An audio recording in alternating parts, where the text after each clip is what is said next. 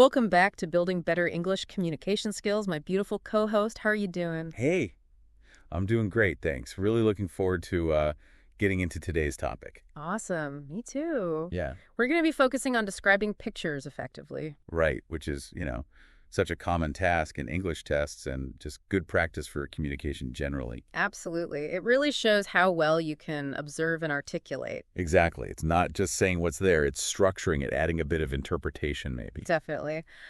Before we jump in, just a quick reminder for everyone listening. Oh, yeah. If you're enjoying these deep dives, please do hit that like button and subscribe. It genuinely helps the channel. It really does.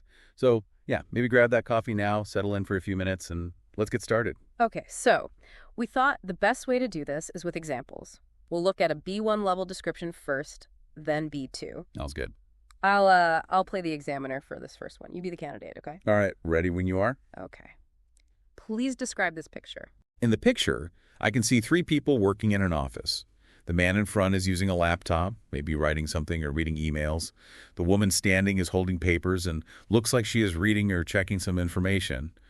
The other man is also working and thinking about something. They look serious and focused. I think they are working together on a project.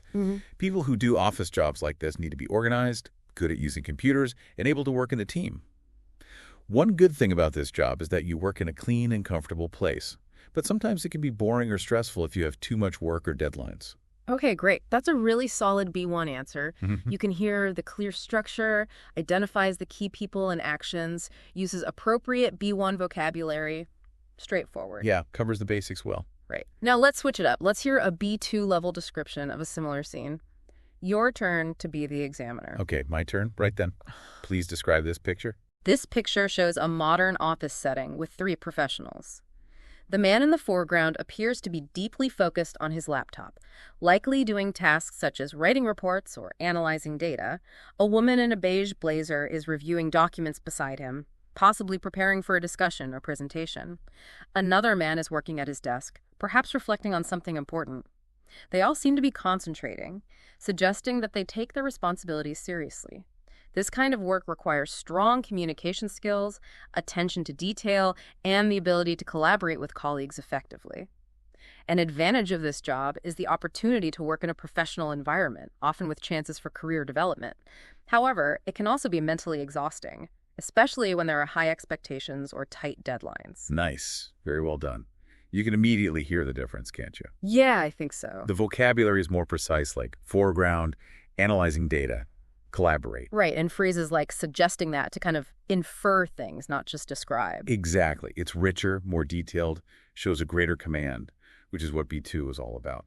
Okay, so hopefully those examples give you, our listeners, a good idea of the differences. Now let's make this interactive. Yeah, your turn. We don't have a picture for you to see, so use your imagination. Imagine a picture of a really busy street market, lots of stalls, lots of people. Okay, so starting simple. What can you see right in the front, in the foreground? And the people, what are they actually doing? Are they buying, selling, just browsing? What's the general vibe? The atmosphere? Is it like chaotic and loud or maybe a bit more chilled? Think about the details, too. What sort of things are being sold? Any specific colors or textures that jump out? Maybe even think about sounds. What would you hear in a scene like that? And Yeah. what's the overall feeling you get? Take a moment, maybe even pause this, and try describing it. Then pop your description in the comments. Yeah, we genuinely love to read your descriptions. It's great practice. Definitely. Okay, well, that about wraps up our deep dive for today on describing pictures. Hope that was useful. Hope those examples help clarify things a bit. We really wish you all the best with your English studies. And especially if you've got any tests coming up soon. Good luck. Bye for now. Yeah, everyone.